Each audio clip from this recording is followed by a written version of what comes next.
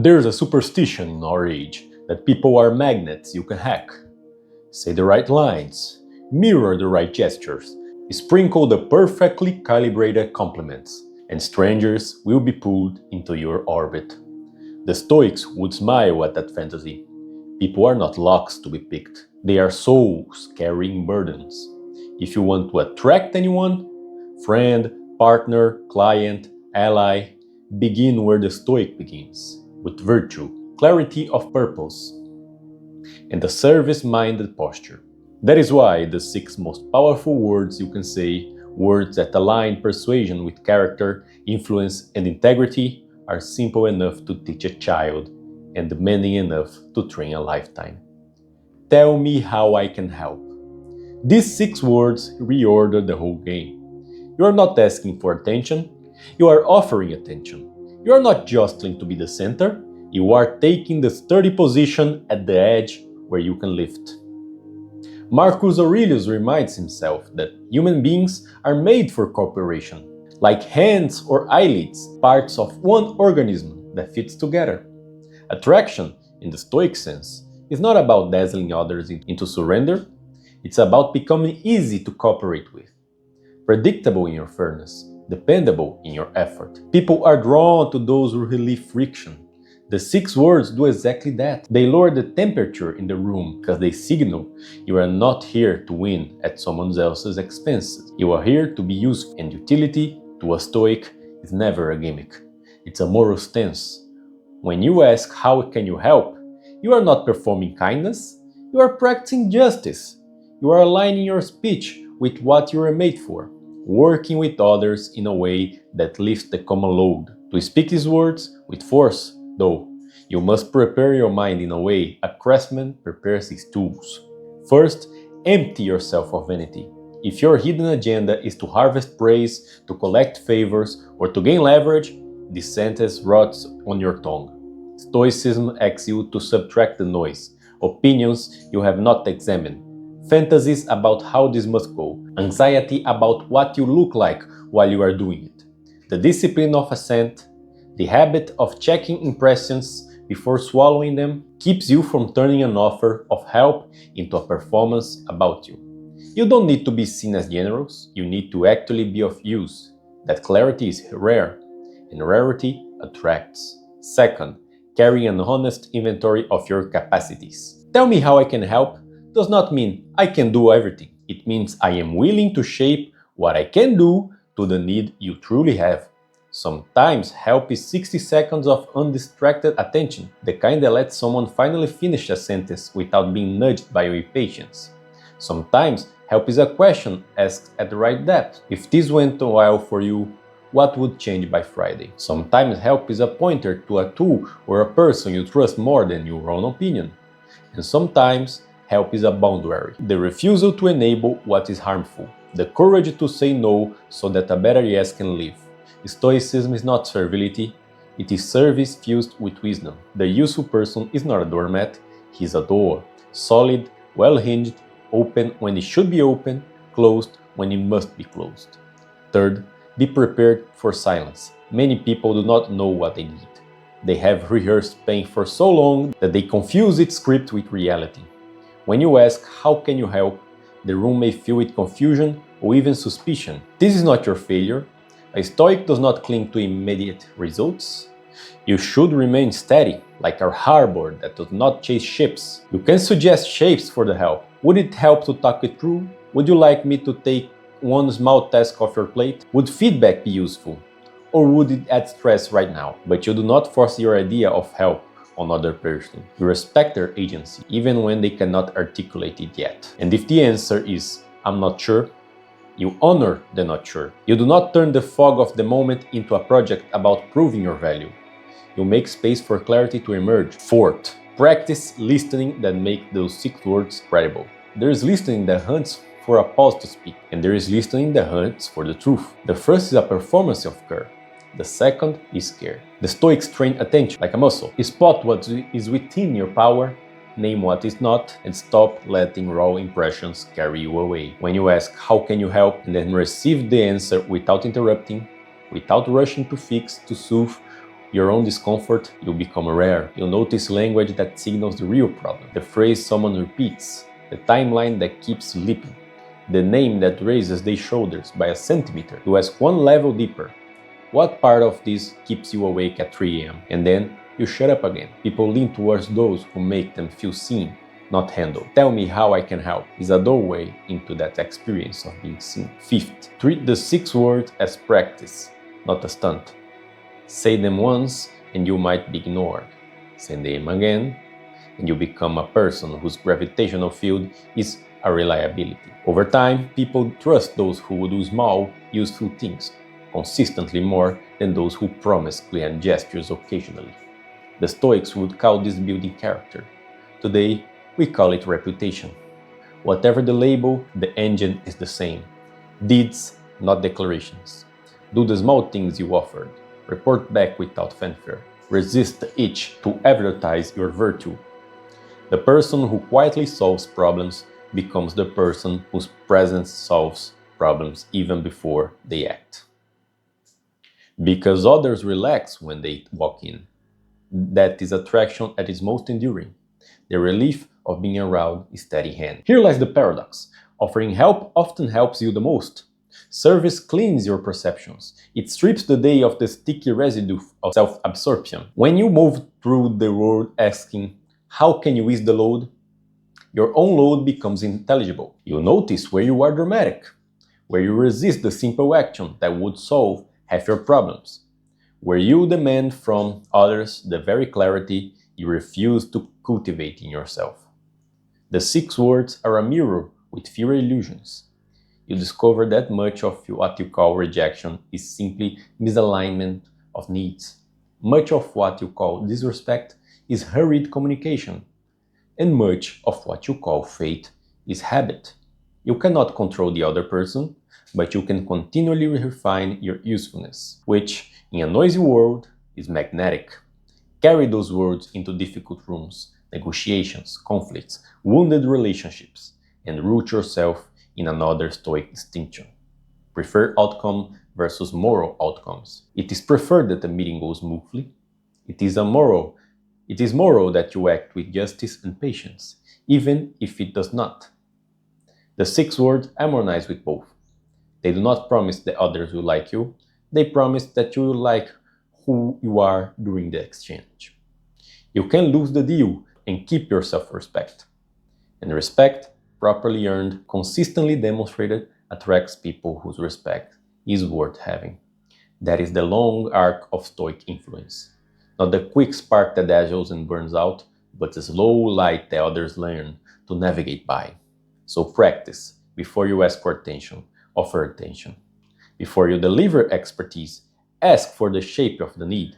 Before you pour energy, impression management, remember that utility is the impression that endures. Find someone you care about, or someone you barely know, and say today, tell me how I can help. Then wait, then listen.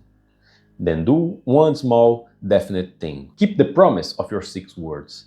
If you keep nothing else from Stoicism, keep this. Excellence of character is the most persuasive language a human can speak, and service is a grammar. Influence is not a magic phrase. It is a posture sustained across moments. You can say, tell me how I can help, and still push people away if your tone leaks urgency, vanity, or the hunger to manage their perception of you. Stoicism begins with the inner citadel, the space where motives are examined and trained, because words carry the scent of the person who speaks them. If your interior is frantic, the 6 words will sound like a sales pitch, a trapdoor into someone else's agenda. If your interior is disciplined, anchored in clarity about what is yours to govern and what is not, the same sentence becomes a clean invitation. So before you speak, do what the Stoics practiced, a brief internal audit. Ask, what outcome do I prefer? And then, more importantly, what virtue do I intend to practice regardless of outcome? If your preferred outcome is acceptance or applause, you will fidget when it does not arrive.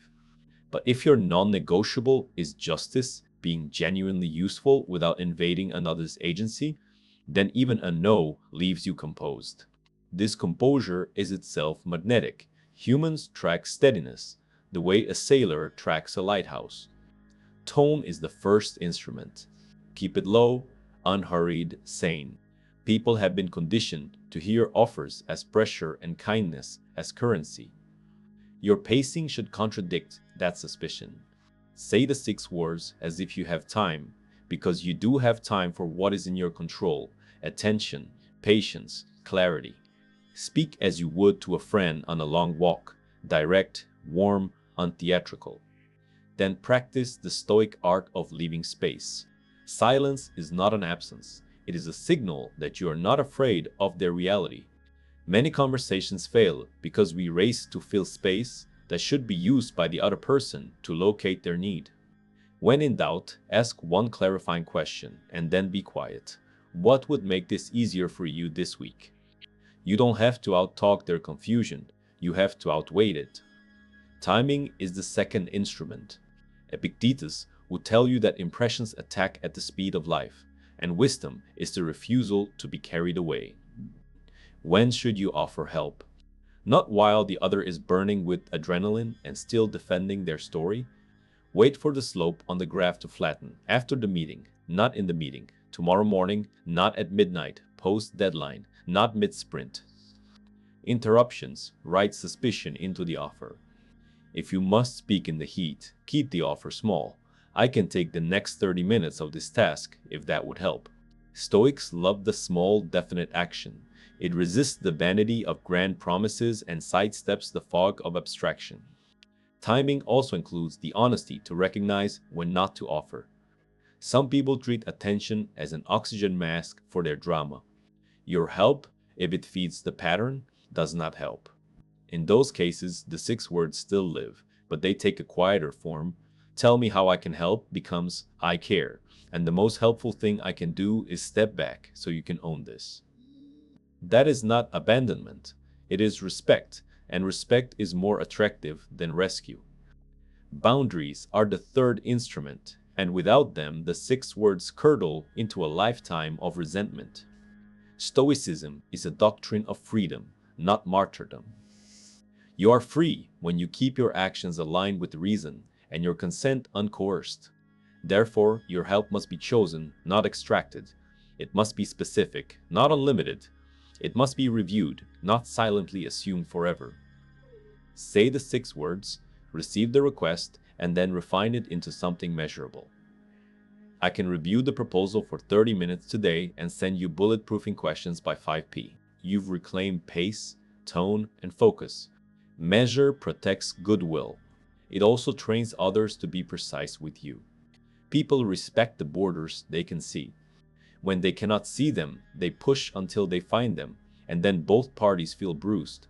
So draw your borders early, calmly, without apology. The person who can say no without anger is more attractive than the person who says yes through clenched teeth. Consider 3 arenas where tone, timing, and boundaries turn the 6 words into quiet power. In romance, the sentence repositions you from performer to partner. Attraction here is not peacocking, it is predictability in care.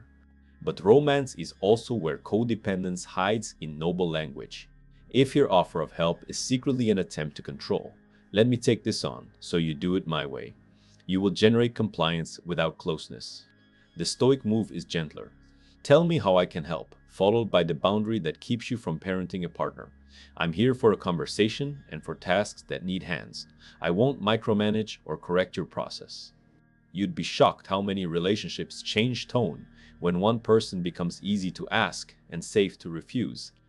In friendships, the 6 words detoxify comparisons. Instead of keeping a private scoreboard of who texts first or gives more, you turn toward utility. How can I help you win this week? Some weeks the answer will be, make me laugh. Other weeks it is, hold me accountable. This variety is not a threat. It is proof you are dealing with a whole person. And in work, the sentence dissolves politics. Offices run on ambiguous expectations and fear of being seen as replaceable. You become rare when you translate ambiguity into action without rehearsing grievance. I can own X by Friday. Would that relieve the bottleneck? People begin to anchor plans to you because you are a fixed point in a spinning room. A deeper layer, how you handle refusal after you offer help, determines whether you truly attract. Suppose you say the 6 words and they say, I've got it. If you sulk, you just announced that your help was mainly about you. Stoic attraction is anti-fragile. It gains from the friction of not getting your way. You can respond, great if that changes, I'm here and mean it. You can also add value without trespassing, share a template, a checklist, or a question that improves their thinking even if they do it alone. The Stoic does not insist on being the hero of the story. He insists that the work be well done and the relationship kept clean. There is enormous gravitational force in that stance. People remember who didn't punish them for being self-reliant. The most overlooked technique is to put the 6 words on a schedule with yourself. Each morning, ask them in the mirror about your future self. Tell me how I can help. The answers are humble and actionable. Sleep on time so tomorrow's you is clear. Say no to the 4th commitment so you can keep the first 3. Prep the difficult conversation so the other person meets the best version of you. Attraction begins there because nothing repels like self-neglect disguised as generosity. The person who is consistently useful to themselves becomes consistently useful to others without drama. They are not a collapsed bridge asking to be driven on. They are a well-maintained road people trust. Finally, rehearse variants that keep the spirit of the 6 words while matching different contexts. With someone overwhelmed, what single small thing would lighten this today? With someone proud, where would another set of eyes help, not to replace yours, but to sharpen them?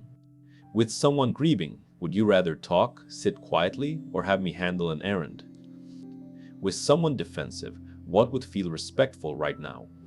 None of these are manipulations. They are translations. You're speaking the same virtue in dialects that different hearts can hear. Do this long enough and you will feel the shift that Stoics promise. Outcomes matter less, alignment matters more, and yet paradoxically, outcomes improve. People migrate toward the person who makes responsibility feel lighter, clarity feel normal, and dignity feel safe. That is how 6 simple words, carried by tone, timing, and boundary, become a kind of gravity, not the flash of charisma, but the pull of character. It is easy to say, tell me how I can help, when the room is friendly and the stakes are low. The phrase reveals its real power when you carry it into hard places, where voices rise, where money or pride is on the table, where your old fear of being overlooked tightens your throat. Stoicism earns its reputation precisely here, not as a philosophy for quiet afternoons, but as training for storms. The 6 words are not a charm that ends conflict. They are a compass that keeps you from getting lost in it. To use them well in hard moments, you must blend 3 Stoic muscles: clarity, courage, and charity, so that you remain both firm and generous, both principled and adaptive. Attraction under pressure is not about dazzling rhetoric. It is about making people feel safe in your strength. Begin with conflict, the kind that lights up your nervous system and makes you want to interrupt, defend, and score points. The Stoics would have you slow the film, literally imagine the scene frame by frame, and identify which parts are within your control. Words leaving your mouth are yours. The meaning someone assigns to them is not. Your duty is to speak in a way that makes misinterpretation less likely, not impossible. In conflict, tell me how I can help is the opposite of surrender. It is a tactical shift from argument to alignment. You move the conversation from who is right to what removes the friction so the right thing can be done. You are not promising you will do whatever they say. You are promising to understand the need so you can decide calmly how to respond. Often you will discover that the other person's anger is a symptom of a blocked objective rather than malice.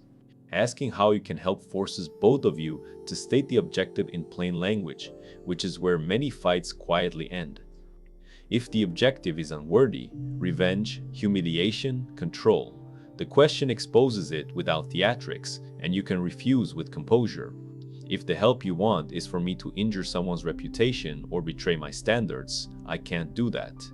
I can help by proposing a fair process and keeping to it.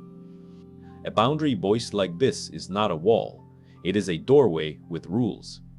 Negotiation is conflict with a suit on. People arrive hidden behind numbers and narratives, rehearsed to protect leverage. The Stoic approach treats negotiation as a search for reality, not victory theater. Tell me how I can help. In this context means show me the real constraint so I can solve a real problem. The moment the counterpart articulates their constraint budget, timeline, risk tolerance, you can be useful instead of merely persuasive. Usefulness is its own leverage because it makes saying yes easier for them and no easier for you. Suppose they ask for a price that insults your work. The untrained mind either capitulates or attacks. The trained mind stays curious and anchored. I can't meet that number without violating the quality we both need. Tell me how I can help within the real constraint. Do you need phased delivery, a smaller scope, or stronger ROI proof for your stakeholders? You have not flinched from standards. You have offered a path through them. This posture attracts serious people, the kind who return to you because you convert fog into road without drama. Then there is the quiet, brutal arena, social anxiety, the fear of being seen and dismissed. Many of us ask for attention the way a starving person asks for food, too quickly, too loudly, with apology baked into the tone. Stoicism treats this not as a moral failure, but as a mistrained attention. Your imagination pictures outcomes you cannot control, then you rehearse them until they feel like facts. The antidote is to practice the 6 words as an attention discipline. Before entering the room, decide that your project is to find a real need and become one small part of its solution. This reframes human contact from audition to service. Your heart rate will still rise, bodies are honest, but you will give your fear a job to sharpen your hearing instead of narrowing your courage. You circulate not to be chosen, but to choose where you can be useful.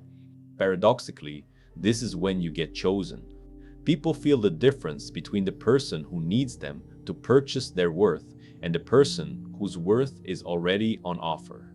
The 6 words communicate that worth without self-advertising.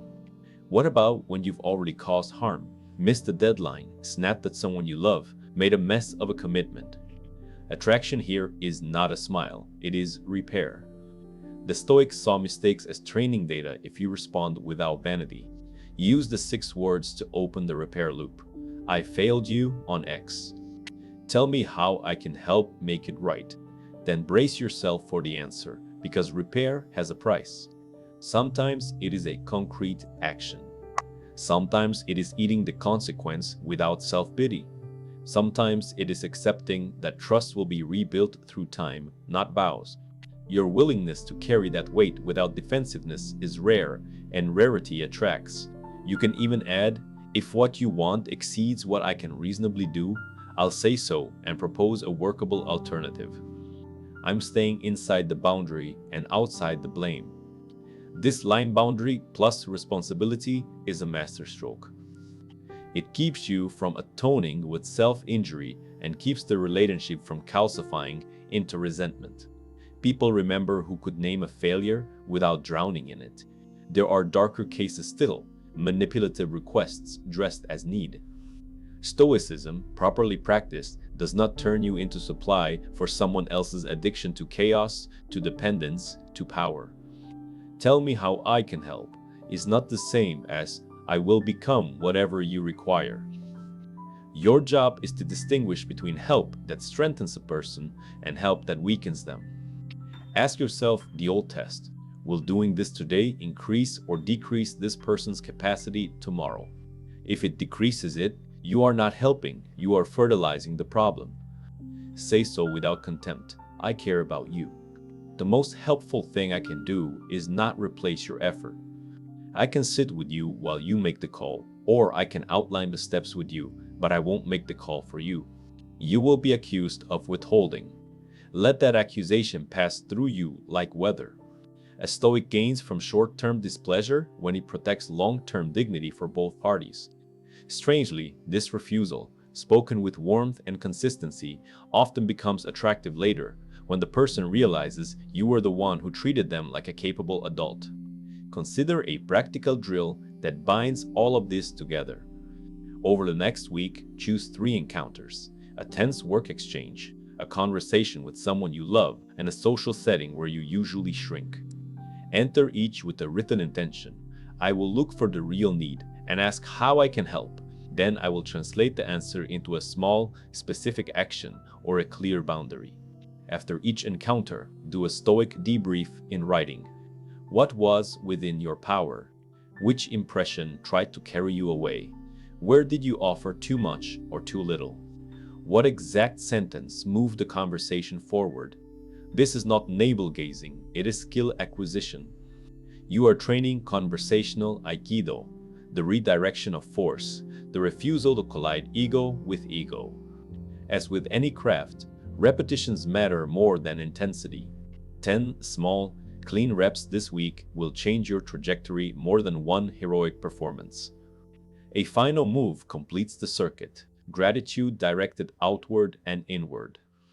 When someone answers your 6 words with a request, thank them for the clarity they have allowed collaboration to begin.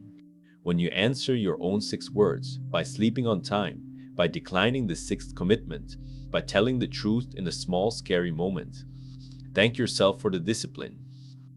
Gratitude is not fluff here, it is reinforcement.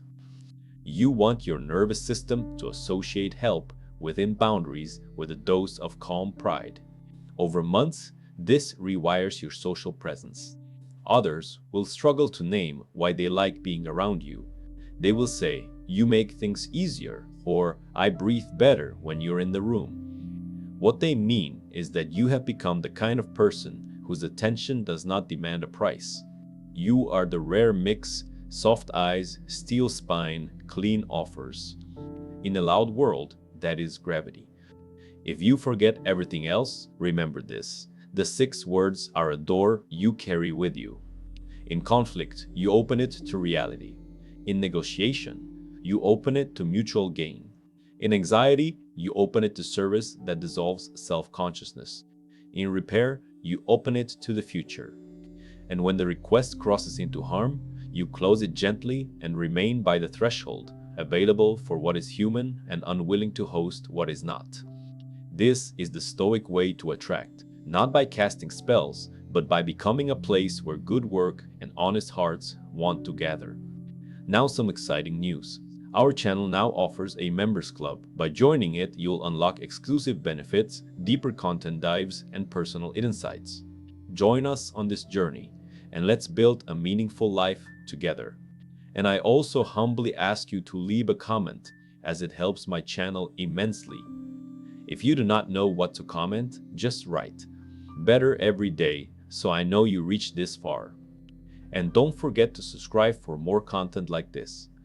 Also, I've linked some books on Stoicism that helped me become the man I am today and will also help you achieve a Stoic mindset. Charisma flickers, systems endure. If you want the 6 words, tell me how I can help. To create a real gravitational pull in your life, you cannot leave them in the realm of inspiration. You must draft them into a routine, the way a builder drafts gravity into architecture. The Stoics were relentless system makers. Marcus Aurelius didn't trust mood, he trusted morning pages. Epictetus didn't trust slogans, he trusted disciplines that trained consent, attention, and action. So let's translate the spirit of those 6 words into a repeatable workflow that fits a modern day. Treat it like a craft. You are not being nice. You are learning to deliver value with elegance and boundaries, again and again, under pressure, and when nobody is watching. Do this for 30 quiet days, and you will watch your social world reconfigure around you, not with fireworks, but with the slow, reliable magnetism of someone others can count on. Start with a pre-brief, a 90-second check-in before each meaningful interaction. Write it down if you can. Speak it under your breath if you cannot. Ask 3 questions. What outcome do I prefer? What virtue will I practice regardless? And what small definite offer could I make that would remove friction? This is not fantasy, it is calibration. The preferred outcome stops you from drifting. The chosen virtue, say, justice or patience, anchors you when your preference is denied. The definite offer turns a vague desire to be helpful into a concrete action someone can accept or refuse. You walk into the meeting, the call, the dinner already a little freer because you have stripped the encounter of the hidden negotiation for approval that ruins so many conversations. If the moment invites it, you speak the 6 words. If it doesn't, you still act from them, because helpfulness is sometimes an action without an announcement. Then practice micro-promises, the atom of trust. A micro-promise is small enough to fulfill under stress and specific enough to measure. I'll send you the draft question list by 4 p. In the modern world, people mistake reaction for relevance. I'll carry the next step to the finish line and report back tomorrow. I'll call the vendor and return with 2 options by lunch. The Stoic brilliance here is that micro-promises are within your control. You cannot control whether someone praises you or even answers kindly, but you can control whether a promise with your name on it happens. You become a person whose words predict reality. Attraction lives there. People breathe easier around those who shorten the distance between talk and deed. And when you cannot meet a promise, you repair with speed and clarity, not ceremony. I'm missing the 4 p, so instead of explaining himself, he continues walking. Mark, here's the revised time and the obstacle. Do you want me to continue or reassign? This combination, early signal, honest obstacle, option to adjust, quietly separates you from most because it respects the shared project more than it protects your image. Next, install a daily debrief. The Stoics called it the evening examination. Not self-attack, not self-excuse, but an audit of where your agency was spent. Take 5 minutes and replay 3 scenes. Where did you ask the 6 words and what happened next? Where did you rush to help without asking and accidentally trespass? Where did you hide your help behind sarcasm, advice disguised as generosity, or the martyr's sigh? Name 1 sentence you will try tomorrow that would have made today cleaner. Would feedback help, or would that add stress? What would make this easier by Friday? I can take the next 30 minutes. After that, I'm offline. These are not critics. They are grammatical forms of virtue, ways to conjugate justice, courage, and temperance in live conversation. Over weeks, your debrief becomes a map of your patterns, and patterns you can see are patterns you can steer. Build a triage for requests so your help strengthens, not weakens. Imagine 3 buckets: do, design, and decline. Do holds tasks where your hands will remove friction quickly at low cost to your other duties. Design holds problems where a conversation, a checklist, or a template would help more than your hands, because the goal is to improve the system, not carry it. Decline holds requests that cross your boundaries or train dependence. The 6 words open the door to all 3, but your reason assigns the bucket. You might say, I can do X today, or let me design a checklist so you can do this faster next time, or I care, and the most helpful thing I can do is step back. Here's a first step you can own. This taxonomy saves you from the emotional oscillation between overgiving and hardening. It also trains the people around you to engage you at the right altitude. Over time, you will notice something delightful. More of the asks coming your way land in design, because people begin to associate you with clarity creation rather than heroic rescues. Learn 3 advanced phrases that keep the 6 words sharp. The first is the helpful, no, I can't own that, but here are 2 ways I can still move this forward. The second is disagree and help. I don't agree with this approach. Here's how I can help us test assumptions without derailing the timeline. The third is help within constraint. Given budget and time, here's the version I can deliver at full quality. Each phrase protects your standards while preserving cooperation. A Stoic's job is not to be agreeable, it is to be constructive. You want to be the colleague, friend, or partner who can say no without poison, yes without self-betrayal, and I think we're wrong without contempt. That combination is rare enough to feel like charisma, but it is just the glow of self-respect. Extend the system to digital life, where tone is easily lost. In email or text, the 6 words shrink to, "How can I help?" and risk sounding abrupt. Cushion with clarity, not fluff. Begin with the objective you think you share, then offer a specific way you can contribute, then ask if that's the right move. My understanding is we want sign-off by Thursday. I can draft a summary and circulate it by tonight. Would that help? You're not performing warmth, you're reducing cognitive load. In group chats, resist the urge to prove presence by piling on. Ask the clarifying question the room is avoiding, and pair it with a small offer. What does done look like for this?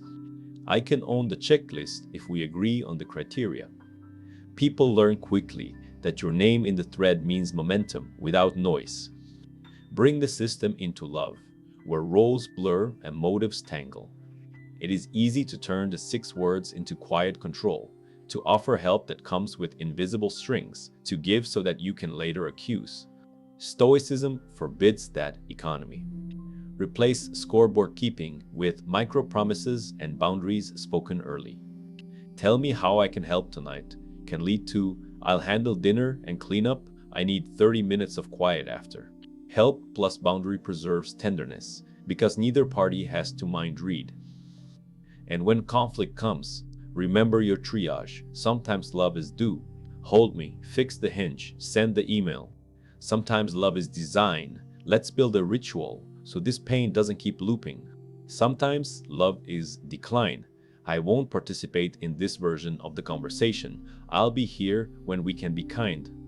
Attraction deepens when safety grows, and safety grows around people who speak clearly, do reliably, and refuse to fuel harm.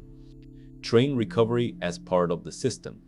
Even the disciplined crack, you will overcommit, you will rescue when you should design, you will say yes with resentment hiding under your voice. The Stoic test is not perfection, it is repair speed. When you feel the resentment flare, treat it like a dashboard light. Pause, own the pattern, and renegotiate before the engine burns. I volunteered too fast. Here's what I can still do gladly. Can we adjust the rest? Notice the adverb, gladly. Stoicism is not grim duty, it is cheerful alignment with what is yours to do. People can feel the difference between gifts given freely and gifts given with a tax invoice stapled to the bottom. You will keep attraction by keeping that cheer honest. Finally, teach the system to others without preaching it at them. Model the 6 words. Narrate your micro-promises. Praise triage when you see it. In a team, normalize short offers and clear declines. I can take the next step. I don't have capacity. Here's a template instead. Celebrate repair without dramatizing failure. When culture shifts from ego defense to mutual usefulness, politics fall off the table because there's nothing sticky for them to cling to. A Stoic would call this living according to nature, humans cooperating to lift the common load. In modern terms, it is simply a more breathable life. You will be tempted to look for shortcuts, a phrasing hack, a charisma angle, some way to make the 6 words hit harder. Resist that itch. Put that chain in motion, and the words will begin to carry their own weather. Rooms will change when you enter, not because you enchanted anyone, but because your presence predicts fewer surprises and more solutions. That is attraction as the Stoics understand it. Not the hunger to be chosen, but the choice to be useful in a way that nourishes both sides. Say the words. Keep the promises. Draw the line. Quietly, you will become the person others lean toward when things matter. If the sentence, "Tell me how I can help," is the blade, Stoic philosophy is the steel it's forged from. Without the metal of the virtues, the blade bends under pressure. It turns into flattery when you want approval, into rescue when you fear conflict, into control when you can't tolerate uncertainty. With the metal, the same 6 words cut cleanly through confusion, complaint, and performance. The ancients were not trying to make us polite, they were trying to make us precise. They argued that a life that actually works rests on 4 pillars: wisdom, justice, courage, and temperance, and that human flourishing requires the weight of our days to be distributed across them. Your 6 words become magnetic only when they are powered by this square engine. In a noisy world, the quiet attractiveness you seek is not produced by tricks of tone, but by a character that other people can lean on without falling through. Begin with wisdom, which the Stoics define not as data accumulation, but as the right grasp of things, seeing what something is, what it is for, and where your agency ends. When you ask, "Tell me how I can help," wisdom insists that you discern the difference between a problem of facts, a problem of process, and a problem of perspective. Facts require information. Process requires structure. Perspective requires reframing. Many conversations fail because we pour facts on a process problem or shove process at a perspective wound. Wisdom slows you down long enough to ask the clarifying question that reveals the category.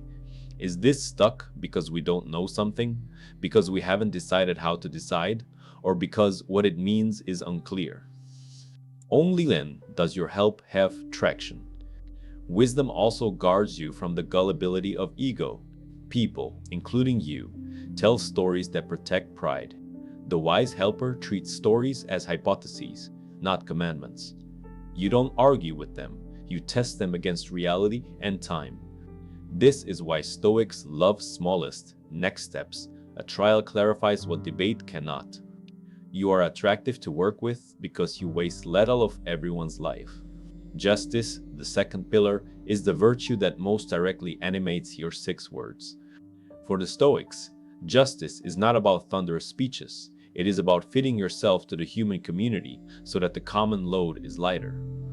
It is the refusal to become a parasite on other people's labor or attention. When you say, "Tell me how I can help," you are practicing justice at human scale, asking how to place your effort where it relieves friction rather than where it advertises virtue. Justice keeps you from manipulative generosity because it measures help by outcomes for the whole, not by the applause of the moment. It also widens your circle of concern. The Stoic concept of sympathia, the deep interconnection of all things, reminds you that the person across from you is not an obstacle, they are a fellow limb in the same body. Instead of trying to win against them, you try to restore function between you. That posture is startling in a culture addicted to rivalry. People are pulled toward the one who plays a different game, where dignity is preserved without the tax of hostility.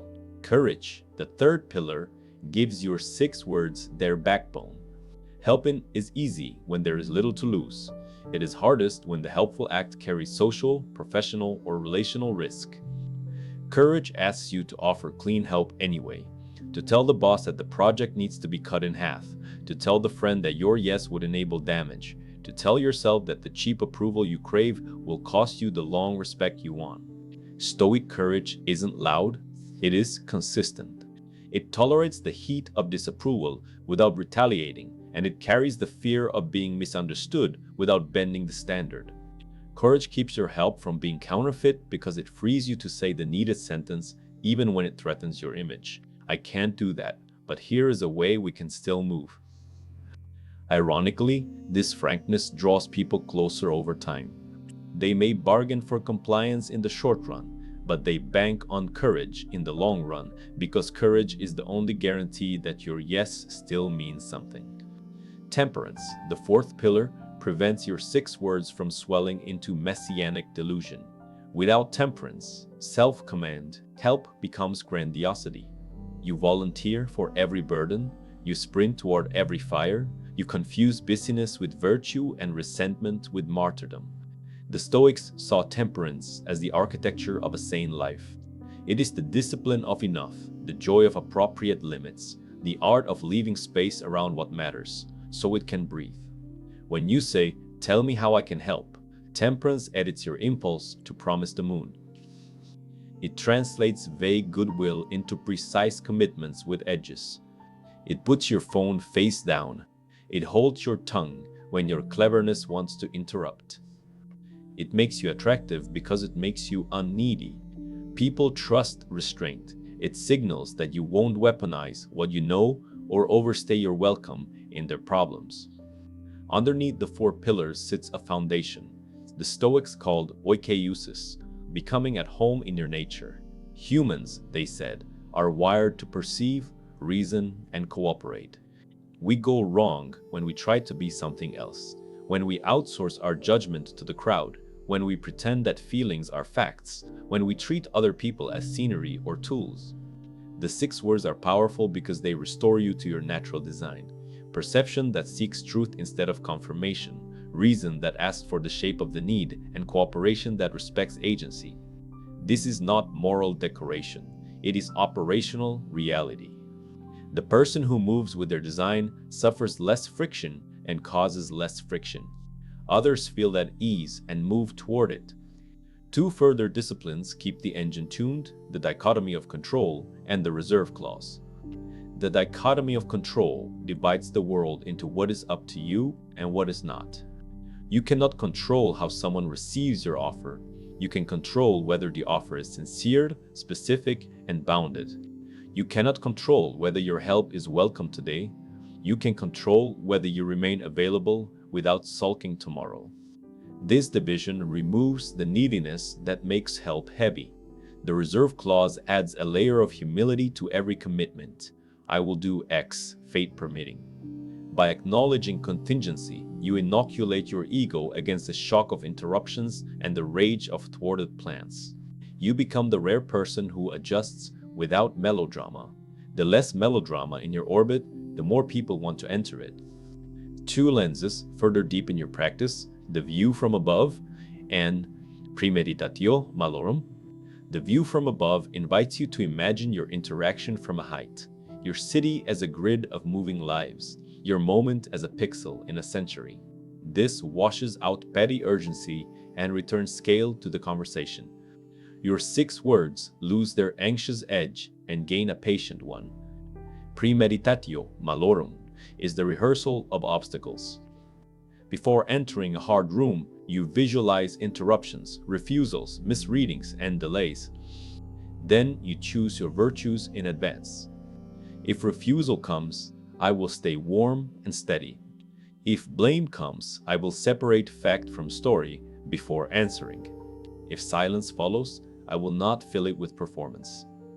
This rehearsal shrinks surprise, and people are drawn to the one person not startled by life behaving like life. There is also the tender Stoic marriage of memento mori and amor fatis, remembering death and loving fate. Memento mori compresses time so that kindness becomes urgent. You do not defer usefulness to a mythical later. You respond today, you tidy what you can today, you speak your 6 words today because you might not be given many more chances to dignify another's load. Talks. Amor fatis goes further than acceptance. It is the love of what happens, the decision to treat events as material for excellence. When your offer is refused, when your help backfires, when your limits are exposed, you do not narrate tragedy, you narrate training. The moment becomes an assignment to become the sort of person who remains both kind and clean in the presence of disappointment. That alchemy turning loss into practice has its own magnetism. People look up after a stumble and notice you are still there, steady, available, unashamed. Trust thickens. To keep the engine from seizing, you must also purify your speech. Stoicism is ruthless about language because language is the steering wheel of attention. The 6 words are powerful partly because they are short, concrete, and free of the ego's perfume. Extend that discipline to the sentences that flank them. Strip your offers of hedges and bait. Replace, I was just wondering if maybe you wanted me to, help, with, if you want help, I can do X by Y. Replace, I'm swamped, but I'll try, with, I can't do that, but I can do this. Replace, let me take care of it since you're busy, with, would it help if I handled A while you finish B? Clean language is not cold, it is respectful. It refuses to smuggle pressure or guilt into the gift. In a world exhausted by passive aggression, clean talk attracts like fresh air. A final philosophical thread ties this all together: the Stoic identity as a craftsperson of character. You are not auditioning for sainthood each day, you are practicing a craft. Craftspeople love constraints because constraints sharpen skill. Your constraints are the other person's agency, your limited time, and the facts of the situation. Within those, you make something beautiful, a conversation where dignity rises and work moves. Some days the piece is rough, other days it sings. What makes you attractive is not perfection, but visible commitment to the craft. People recognize it in your micro-choices. The way you let silence do work, the way you decline without spike, the way you follow through without trumpet. They sense that you are building something stable in yourself, and we all want to be near buildings that will still be standing after the weather changes. If you worry that all of this is too ideal for the real world, let the worry speak and then return to the smallest executable unit. Wisdom asks one clarifying question before the offer. Justice places your effort where it relieves shared load. Courage says the needed true thing cleanly. Temperance keeps the promise small enough to keep.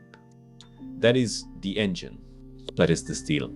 When it hums, those 6 words stop feeling like a tactic and start feeling like the natural speech of a person you would follow into weather. And when enough days like that stack, your presence becomes its own quiet invitation, an orbit where other people discover they are capable, dignified, and unafraid. That is a gravity no hack can manufacture. You do not need another concept. You need proof. Not in the dramatic sense of a life-changing weekend or a viral revelation, but the kind of proof the Stoics prized, a month of ordinary days stacked with uncommon intent. The 6 words, tell me how I can help, have been examined from every angle now. Tone, timing, boundaries, systems, and the square engine of virtues powering them. What remains is the quiet demonstration that they work in the only laboratory that matters, which is your next 30 mornings and nights. The aim is not to convert you into a permanent fixer or to wrap your identity around usefulness. The aim is to let usefulness cure your vanity, your avoidance, and your addiction to outcomes you cannot control. Attraction is the byproduct. The experiment is simple. For 30 days, you will carry those 6 words into the smallest possible units of life, and you will let the results teach you how to live. Begin with a pledge that sits beneath the pledge, a promise the Stoics loved because it thins the ego without thinning commitment. I will practice this faithfully, fate permitting. You will be interrupted, the day will surprise you. Human beings will behave like human beings. The experiment assumes weather. Each morning you will write a sentence describing where your 6 words will land first. It is not a wish list. It is a decision measured by names, places, and times. You will pick one context close to you, someone you love or work with, and one context, one ring further out, someone you usually overlook or a weak tie you rarely tend. Then you will move through your day as if you are entrusted with a small, essential craft, seeing clearly, speaking cleanly, and doing one bounded thing that actually lightens a load. When you forget and fall back into performance, you will not scold yourself. You will reset mid-conversation and try again. The experiment measures persistence, not perfection. Across the month, you will discover that the sentence changes shape like light during the day.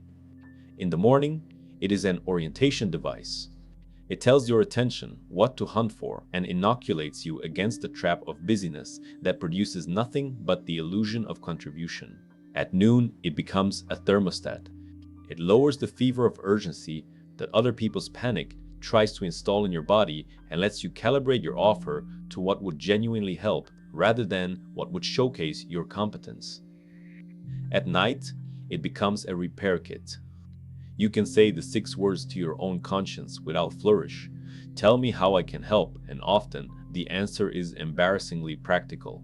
Sleep now, clean your desk, apologize without the speech, protect the first 90 minutes tomorrow so your best self is present for someone else. These micro repairs are not glamorous, but they compound into a presence people feel as steadiness.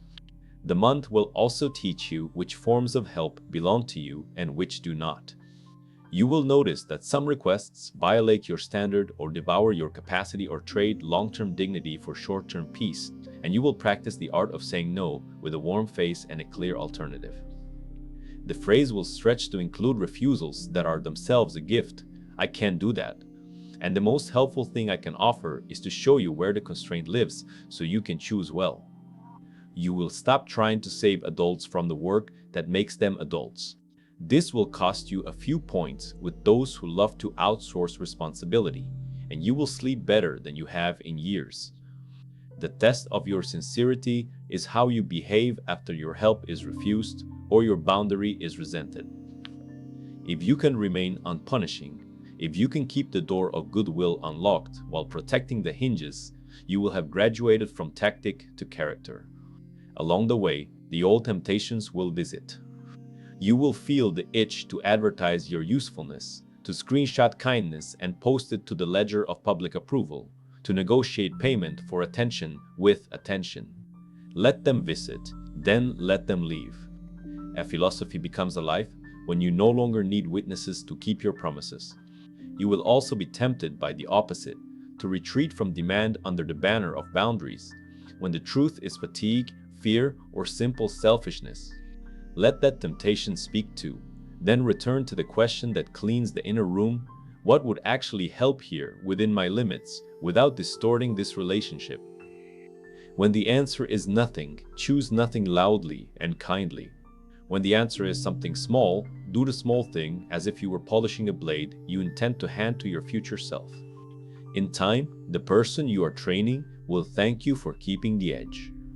Near the end of the month, you will notice a paradox. The Stoics would recognize with a nod: the less you chase outcomes, the more favorable they become. People respond to clean offers because clean offers do not tax their nervous systems. They do not feel trapped in unspoken obligations or manipulated by sweetness that carries a bill. They sense the absence of self-drama and settle into their own clarity. Meetings shorten because you ask the sentence that relocates the bottleneck. Conflicts cool because you refuse to be an opponent and insist on being an ally to the problem being solved. Romance steadies because the energy once spent on extracting reassurance is spent on creating a life you both trust. Even your solitude improves because your attention stops rehearsing imaginary audiences and starts rehearsing the work that keeps your soul in order. Attraction, properly understood, is not a magnet you carry. It is the gravity created by a light that runs on ordered priorities. What if you finish the month and feel unchanged? The Stoics would shrug and ask for your notes. Not your feelings, your notes. Where did the sentence land? Where did it fail? Which person reacted with relief? Which person reacted with suspicion? Which hour of the day resisted clarity? Which environment amplified your best? Philosophy is carpentry. The wood teaches the hand. Perhaps you will learn that your mornings disappear to the crowd's urgency and you must stand a silent guard at your first 90 minutes. Perhaps you will learn that your generosity is most dangerous when you are praised, and so you will create a ritual that empties praise of its sting before you answer new requests. Perhaps you will learn that one relationship in your life runs on a currency you can no longer ethically mint, and you will have the conversation that ends the trade. None of this requires drama. It requires the patient precision of someone who has decided to become trustworthy on purpose. The experiment ends when the 30 days pass. The practice does not. The final move is to choose a form for the years ahead. The Stoics favored forms because forms outlast moods. You might adopt a permanent morning line. Whom will I help? How and within what boundary, and an evening line. Where did help become performance, and how will I clean it tomorrow? You might enshrine one day each month as a maintenance day, a day when you audit your commitments and release what no longer belongs to you so that your yes recovers its value. You might choose one table, literal or figurative, where people gather because they know your presence settles chaos and advances work. It could be your kitchen, your team's weekly check-in, or a video call you host for people learning to be useful without losing themselves. Call it a guild if you like. The Stoics were not solitary statues. They were citizens, helping citizens become less at the mercy of noise. Now, at the end of this arc, you can see the shape of what you were building. You were not memorizing a trick. You were training a voice that enters rooms already aligned with virtue. You were learning to ask a question that dignifies the other person while refusing to bankrupt yourself. You were accepting that outcomes live in a universe too large to be bullied, and that character is the only lever designed for human hands. You were choosing, repeatedly, to be the kind of person people grow around, because they can breathe, because they can think, because they can carry their share without your shadow on the scale. If that is attraction, it is the only kind that lasts, because it does not depend on youth, status, or noise. It depends on whether you keep the promise of 6 plain words. So take them with you. Carry them into the next call, the next dinner, the next moment you want to retreat or perform. Breathe once. Lower your shoulder. Let your voice be sane. Align your will with what is yours to govern. Then say it without perfume or apology. Tell me how I can help. Let the answer shape a small, honest act or a clear, kind no. Let the day end how it ends and be ready to begin the experiment again tomorrow, fate permitting. This is how a philosophy becomes a life. This is how a life becomes a quiet invitation. And this is how a quiet invitation becomes gravity. Now, if any part of this message has been helpful to you, leave us your like and comment, helping the algorithm recommend it to someone who needs it at this time. Don't forget to subscribe so you don't miss new videos. And if you look through the videos we've already uploaded, you're sure to find something to take with you. Have a good day.